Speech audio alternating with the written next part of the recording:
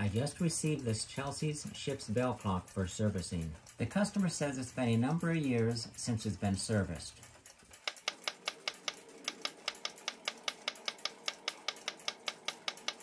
Right now it's running about 4 minutes slow in 24 hours. Serial number on the back of the case dates it to sometime after 1990. The case is highly polished and has some heavy pits here and there. The pits look too deep to polish out easily. The fasteners holding the hinge need to be snugged up. Before I dismantle the movement, I'll inspect the strike sequence to make sure all is good.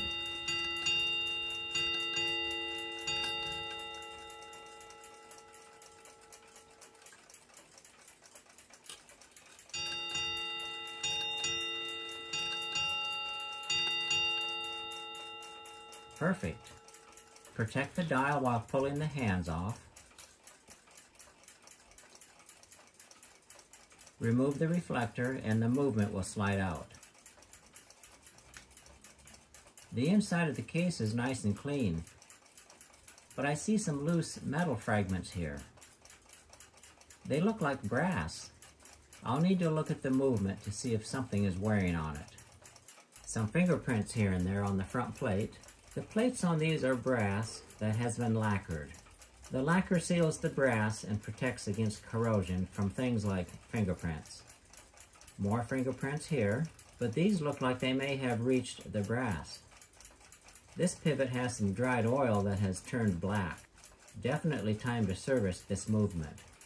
The movement was produced sometime after 1990, since it has no serial number or Chelsea's logo on the back of the plate. Remove the dial fasteners. Remove the dial. Back side of the dial looks fairly clean. The silvering on the dial itself is in great shape. Platform escapement looks nice and clean. Strike mechanism works as designed. Let the power off the mainsprings. Remove the barrel plate fasteners. Some excess oil here on the click. Ratchet wheels. Time side barrel. Beautiful gold plating here. Someone has damaged the gold plating by scratching a T in the barrel cap. And a scratched in S on the strike side barrel cap. I don't think most owners would appreciate their movements being defaced with deliberate scratches like this. Some dirty oil here, and another scratched in S here on this side of the barrel. Remove the regulator arm. Remove the platform escapement. A lot of excess oil trapped between it and the front plate. Dried dirty oil here.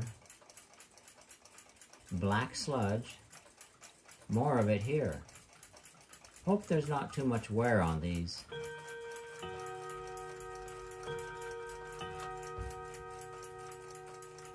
The inside of the plate has black oil deposits as well. Dried oil deposits around all the gear pivots. Almost looks like black tar. Rack dog, rack, snail, snail intermediate wheel, rocker. I've cleaned the movement.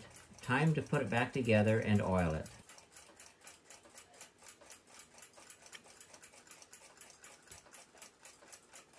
Abraham Brugget is known for inventing the first anti-shock jewel system in the year 1790. This Chelsea's anti-shock system needs to be dismantled. First, the anti-shock spring is removed. Second, the chaton is removed.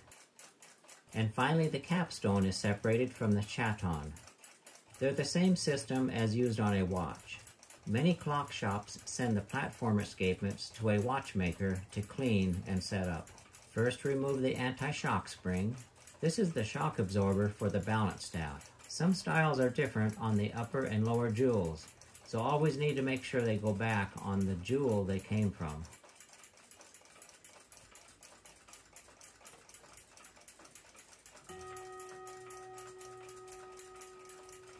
Second, remove the chaton.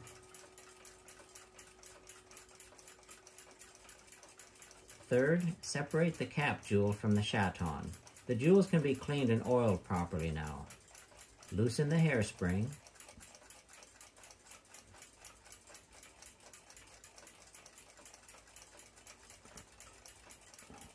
Remove the balance cock. Rotate the regulator boot to release the hairspring from the regulator pin. Remove the balance assembly. Some more dry, dirty oil in here. This black speck is big enough to stop this clock if it gets lodged in the wrong place. Remove the lower balance anti-shock spring. Remove the lower chaton. All cleaned, time to assemble. The lower chaton, cap jewel, 1 small drop of oil is all it needs here. Insert it in the chaton. Now the anti-shock spring.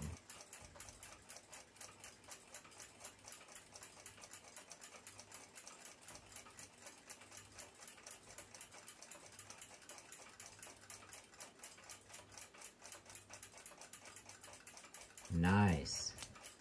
Same process for the balance cock jewel. Cap jewel, anti-shock spring, oil the pallet jewels. While installing the balance assembly on these, I put the balance in motion while putting the fasteners in. This lets me know there is no binding on the delicate balance staff pivots. Prevents breaking a staff pivot while installing the screws. Mount the platform escapement. Put some power to it. Looking good so far. Remove the movement feet. Mount the dial.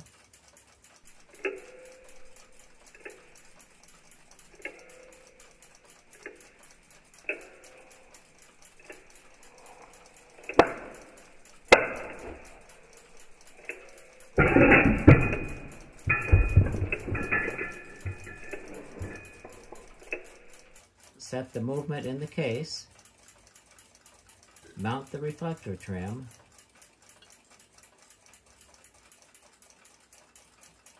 Test the bell sequence.